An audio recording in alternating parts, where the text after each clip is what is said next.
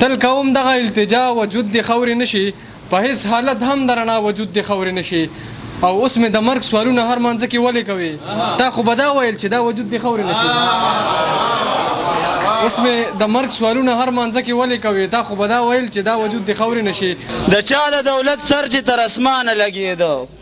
سړی خو مسلمان او خو بېمانه لګیدو د چا د دولت سر چې تر اسمانه لګیدو سړی خو مسلمان او خو بېمانه لګیدو بچي و د غریب سړي پروا پې د چا نه وه زما د قام بچی خو برشانه لګیده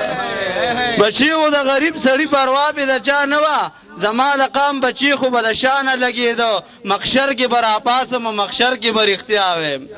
مخشر کې به راپاسم مخشر کې به رښتیا ویم تصویر به د پښتون د پښتونخوا نه لګیده مخشر کې به راپاسم مخشر کې به رښتیا ویم تصویر به د پښتون د پښتونخوا نه لګیده غربت یو ټول وخلې سر خوړلې پښتانه یو د خپل تنه پیدا به د بابا نه لګیده او ندا چې مخامخ شي خپل اشنا ته یارانو نظر به په ځمکه د حیا نه لګیده په شکل سپین لکه ماسته خلک دي او په زړونو تور لکه رانجه خلک دي فقط قامت دي د هاتیانو په شان فقط قامت دي د هاتیانو په شان په خوی خصلت لکه واړه خلک دي دنیا خاموشه شي او شور مه کوئ مننه په خوی خصلت فقط قامت دي د هاتیانو په شان په خوی خصلت لکه واړه خلک دي دنیا خاموشه شي او شور مه کوئ زما د قام خلک اوده خلک دي مننه دنیا خاموشه شي او شور مه کوئ زما د قام خلک اوده خلک دي دینه پرتونو پسې وږي تږي د محبت نه ټول ماړه خلک دي او احسان دې نه مني خو ټک درکوي احسان دې نه مني خو ټک درکوي لکه لړم غوندې ړانده خلک دي